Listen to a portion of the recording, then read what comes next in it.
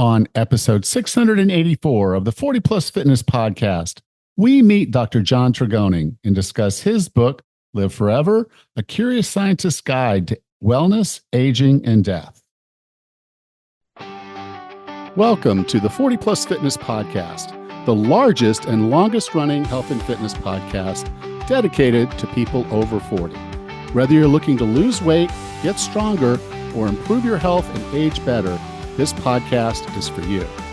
I'm your host, Coach Allan, an online health and fitness coach and author of The Wellness Roadmap. Each week, we dive into practical tips, expert advice, and inspiring stories to help you take control of your health and fitness. If you're ready to look, feel, and perform your best, no matter your age, this podcast is the perfect place to start. Let's get you on the path to a healthier, fitter, and more energetic version of yourself. I hope you'll join us each week, and together we can unlock your full potential.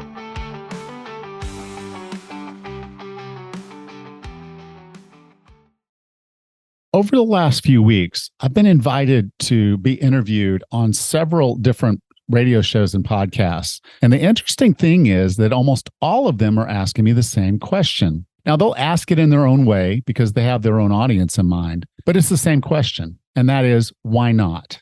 Why aren't we doing what we need to improve our fitness? We have access to unlimited technology. There's gurus, there's free workouts, there's gyms and equipment everywhere, but we just aren't doing it. We have technology that keeps improving to provide us everything we need and to free up some time to get it done, but we still don't. We may even get started, but then we take our foot off the gas and lose any momentum we had. We think about being more fit, but it just isn't happening. Why not?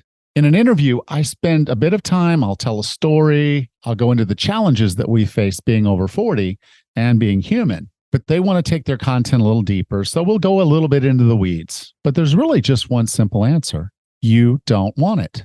Sounds kind of harsh, I know. But I mean, you want it. You do want it. You want it like you want that coffee mug with the cute little quote you saw on Facebook. Or you want it like you want to download a song that you heard on the radio or on YouTube. Or you want it kind of like you want your car washed. It's almost like a nice to have. But do you want it like your life depends on it? Now, I don't have to ask you if you feel gravity. We all do. It's a very strong force. What we don't feel is sarcopenia and osteopenia, which are pretty much forces that are acting on us every single day. And because we don't feel them, they kind of sneak up on us, slowly making your body weaker, taking your fitness, and yes, taking your life away from you. Fitness is life. And I don't mean that in the live to work out kind of way, but the quality of your life is determined by what you do for your fitness. The decisions you're making today will affect you the last 5, 10, 15 years of your life. And by that time, if you decide that's when you want to start doing some things about it, you've lost so much ground. You'll probably not get back into the race. Now, you can go ahead and argue with me and say, no, I do this and I do that. But I'll ask one simple question. Are you where you want to be with your health and fitness? Now, if you're not, what are you going to do about it? I want to help you answer that question. Join me at the 40 Plus Fitness Retreat in Bocas del Toro, Panama, May 29th through June 2nd, 2023. I'm hosting this event at Lula's Bed and Breakfast. There are limited slots, and I've got some really cool bonuses that you're not going to want to miss. You can learn more about the retreat at 40plusfitness.com/retreat. What are you going to do about it? Learn more at 40plusfitness.com/retreat. Hello, and welcome to another episode of the 40 Plus Fitness Podcast. I'm your host, Coach Allan. I hope you're having a wonderful day. I'm really glad that you're here. I am recording this a little early, so some things may have happened that I'm not talking about, but we'll get into that later. If everything's on track right now, I should be on my way back to Bocas del Toro, and I hope that I am. I hope everything goes well because I'm pretty excited. The next few days after this are going to be pretty cool. I have an interview with Dr. Robert Lufkin, which will be our next episode if all goes well. I'm pretty excited about that. So with no further ado, let's get into the podcast. Our guest today is Professor of Vaccine Immunology at Imperial College London, where he runs a research group on infectious diseases. He has published over 60 academic papers and had a regular column in Nature during the COVID-19 pandemic. He has written articles for Times Higher Education and Science, has been interviewed by outlets including BBC and the Sunday Telegraph. With no further ado, here's Dr. John Tregoning. Dr. Tregoning, welcome to 40 Plus Fitness. Hi, thanks for having me on. So who wants to live forever? There's a Queen song about that and the Highlander series and all of that. As a kid, I kind of love that stuff. But the concept of living forever as I get older isn't quite as rosy, because we don't all get to stay 35 years old and enjoy the rest of our lives like that. We age. So this was a very interesting journey you took us on. I really appreciate this book. Great. I'm glad you enjoy it. And I'm with you. I think the ideas about aging and change with us as we grow older. Yeah. Well, it'd create a whole lot of problems if we didn't get older. But, there's just something about getting older. And like right now, my daughter's going to have a baby boy this summer. So I'm looking forward to being a grandfather. And that's a part of the aging process. Yeah. Congratulations. It's an exciting time. It is. All right, so let's jump into this, because the concept of living forever, and I think the way you kind of said it in the book was the best way I could think to say it, was we want to live better. Yeah, so I think there are two aspects. That you can have an idea of lifespan, which is just our total number of times that we kind of transit around the sun, but also health span, and that's the amount of time where we're healthy and we're able to do things. And I think we should focus on extending our health span, not just our lifespan. And I agree. My grandfather, as he got older, somewhat kind of wasted away a bit. He lost some of his ability to do the things that he really enjoyed, and then he started losing the ability to do the things that he had to do. And I saw someone live into their mid-90s and not in a good way. And of course, I've watched other parents and grandparents go because of some things that they were just doing in their lifestyle that shortened their life and shortened the quality of their life, or reduced the quality. Yeah, exactly. And I think one of the things I came to appreciate in this is there's very little we can do to extend really lifespan or health span, but there's a lot we can do that shortens it. Yes. And that's how I wanted to structure our conversation today. Because no one wants to, I don't think anyone that's listening to this would want to live forever, but let's live better. And that typically for most of us is going to start with our diet. How can we eat to know that we're going to be treating our body the way it needs to, give it what it needs so we can live better? Yeah, I think the simplest point is that you need to match calorie input with calorie output. So if you have a very active lifestyle, then yes, you can eat more. But if you are maybe office bound, a bit like I am, then you actually need to regulate what you're taking in to balance it out. So calories is the key. But on top of that, we need to consider avoiding high fat, high salt, high sugar foods as well. So it's a bit more complex, but if you can focus on one aspect, it's calories. Okay. I'm a big fan of talking about whole foods, eating real food. Most of what I see in a grocery store these days, 90%, 95% of it is not real food. Can you talk a little bit about processed food and what that does? Yeah, I think there's a balance here. I think I spoke to a lot of nutritionists and other experts in the field, and one of the most interesting points one of them made was that, you could take a blueberry and you could smash it into all of its component parts and chemicals, and it wouldn't be as good for you as a blueberry. So there's something about the whole fruit that does something that we can't quite understand, but it's definitely better for you. And I think where this food processing and whole foods, the kind of where it overlaps, is that often processed foods are the ones, if you think about the Venn diagram, they're the ones that are high fat, high salt, high sugar. They have all these hidden extras in them, which you're not controlling. And that can then, you're having more calories or you're it's changing the way you're eating the food. Yeah. Because what I find is most of the time they're calorie dense and the nutritionally void oftentimes. And we're not getting what our body needs. Yeah, so making your calories work harder for you. So that, this idea that you can be sort of more efficient in the way you eat. So if you're eating an apple, it will have calories, but it will also have vitamins and it'll have fiber, and that will help you at the same time.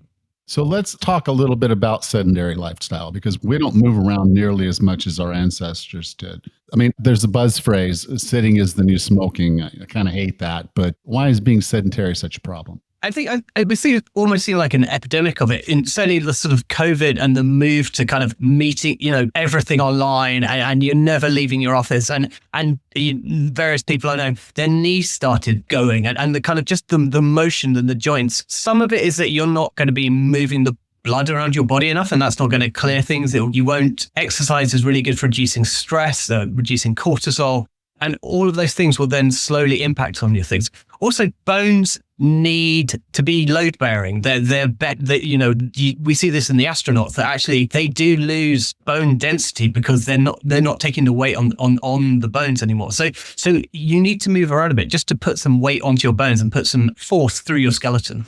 Yeah, I actually interviewed someone she was a doctor, and her sole study and everything she did was about helping astronauts maintain bone density in space. That was what she did for them at NASA. And it was kind of fascinating. You're just sitting still, your body will just degrade. Yeah. And so when we're thinking about exercise, we need to think about, I certainly focus on cardio, but we need to think about strengthening and stretching as well. I think it's a kind of triangle of things that you need to be doing to support your body. So let's talk about one of the things that, it affects heart disease, the number one killer. It affects stroke, which is the number two killer. And it affects cancer, which I think comes in number three. And that's smoking. Yeah, smoking is extraordinarily bad for you. It's very clear that if it had been invented today, it would be banned. It would never be allowed. It's a cocktail of chemicals that it does kind of a mixture of things. Firstly, there is carcinogens. So there's things in cigarette smoke that will directly cause cancer. They damage your cells. They damage the DNA of your cells, and your cells, in trying to repair themselves, break and maybe go haywire. The second thing is inhalation of any particulate matter. So that could be smoke, but it can also be air pollution. It could be smoke from fires. That damages your lungs, and the kind of the meshwork which we need our lungs to have to pass air in and out becomes damaged and inflamed, and that's problematic too.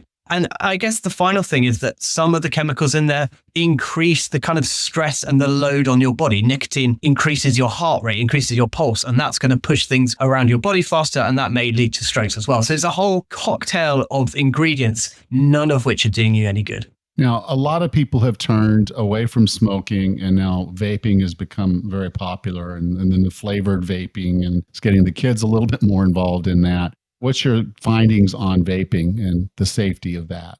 I think it's a layered thing. So if you smoke, vaping is better than smoking for sure. If you do neither, that's best of all. So vaping is a good way to support people to stop smoking, and that cessation of smoking is going to be beneficial.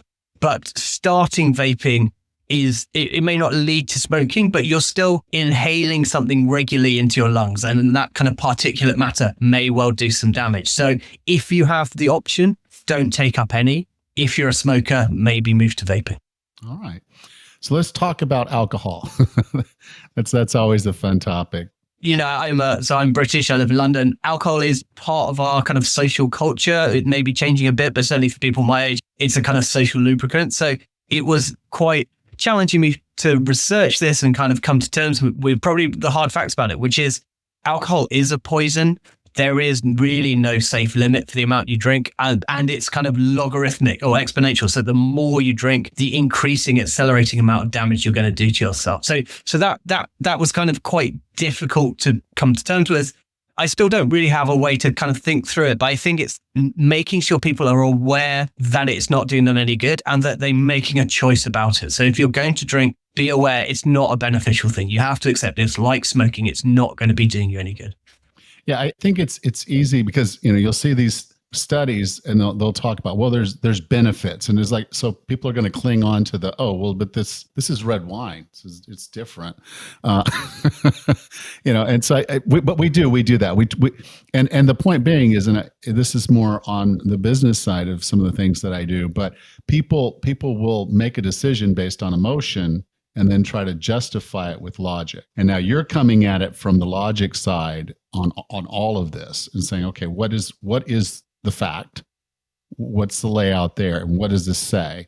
And then fighting your emotions. Yeah. And I spoke to one of the leading kind of alcohol experts in the UK. And he said, he had this kind of alluring thing that red wine is good for you, but only if you drink it overlooking a beach in the south of France. A lot of it is about the environment, the atmosphere in which you're drinking it, not the drink itself. So it's kind of the social rather than the alcohol. All right. So let's talk about the big one here. I say big one. They're all big, but as we get older, sarcopenia and osteopenia get busy, and they get busier as we pass our 65. Let's talk about frailty. What's going to happen to our body, and what can we do to keep from being frail as we do get older? Yeah, so our bodies kind of need to replace themselves over time. So we have a certain type of cell called stem cells, and these are ones that can kind of change into any other type, and they're kind of the factory unit of our bodies. And as we age, we have fewer and fewer stem cells. So we can't replace our skin as quickly, or our gut lining, or our muscles. And so that is a problem. To kind of counteract frailty, I think some of it is about some will be some dietary assistance. So certainly for people experiencing osteoporosis, it may be that calcium or, topping up in some areas may be important, according to what your doctor recommends. But I think the other is again, to come back to that sedentary lifestyle, to, do more exercise, put load bearing, do stretching to support your body as it transitions into older age. Okay. So if you were going to kind of put this all together and just say, here are a few things that I learned that you must do if you want to age well, what would those be? Yeah, I mean, I think we've touched on the four main ones that really are important, which is don't smoke, don't drink, eat healthfully, and do regular exercise, and the exercise of various forms, not just cardio. But the interesting thing that I kind of came or sort of learned as I was doing the research for the book is that social connectivity is the kind of the fifth pillar, which links everything together. This comes from a range of different ideas, but one of the really striking pieces of data was from the US Surgeon General, who demonstrated that social isolation is as bad as 15 cigarettes a day. It's just hilarious that we want to use cigarettes as a measuring stick now. Yeah. I mean, that's how bad they are for you. And the so connectivity, so building that into your life is really important, and that's the way you will live actually really interesting longer and better together. So this kind of quality of life has a quantity of its own. So the bit that's changed the way I think about things was like, actually, if your exercise has a social element to it, it's going to be kind of doubly good. So dancing is the example I use quite often, because it's you're socially connected, but you're thinking about what you're doing, and it's exercise. So things that link up together, they're the kind of the extra pillar, the extra bonus. Yeah, well, you're assuming I'm coordinated. But everyone will have a thing that going for a walk or play, park runs, or in doing things in company is probably the best thing I think I can advise. Excellent. So, Doctor, I define wellness as being the healthiest, fittest, and happiest you can be. What are 3 strategies or tactics to get and stay well? Yeah, so the things that I kind of have changed through researching the book, there's one is that maybe a UK-based one, but there are apps where you can simply track the amount of alcohol you drink. There's one that I use which is called Drink-Free Days, and you click off days where you have no alcohol at all. You're not having to count the intake. It's just like, oh, today I didn't have any at all. And that behaviorally changes a bit. So it means you don't have just a beer when you go home, that kind of the grazing kind of approach. So that one's been very helpful. The second one, it relates to dementia. And that is that people who have age-associated hearing loss, it's thoroughly recommended to get hearing aids early, because that connects you back with other people. That loss of connectivity because of hearing can accelerate the decline and the frailty. And the third thing is just do more of what you like with people you love. That connection with other people will improve the quality and quantity of your life. Thank you. Doctor, if someone wanted to learn more about you, learn more about your book, Live Forever, where would you like for me to send them? So I have a Substack, which is Professor Tregoning, for kind of articles relating to this. For my actual day job, so I'm a vaccine immunologist. You can look for me at Imperial College in London. And then my book is called Live Forever. There's a previous book about infectious diseases called Infectious. All right. Like I said, it was an excellent book. I really enjoyed you taking me through this journey as you studied aging and how we can age better. So thank you. And thank you for being a part of 40 Plus Fitness. Thank you. It's really nice to be on the show.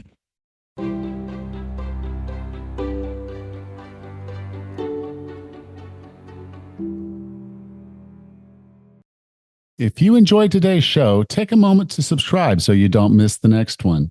And if you would, please leave us a rating and review on your podcast player of choice. Next time on the 40 Plus Fitness podcast, we meet Dr. Robert Lufkin and discuss his book, Lies I Taught in Medical School, How Conventional Medicine is Making You Sicker and What You Can Do to Save Your Own Life. Until then, have a happy and healthy week.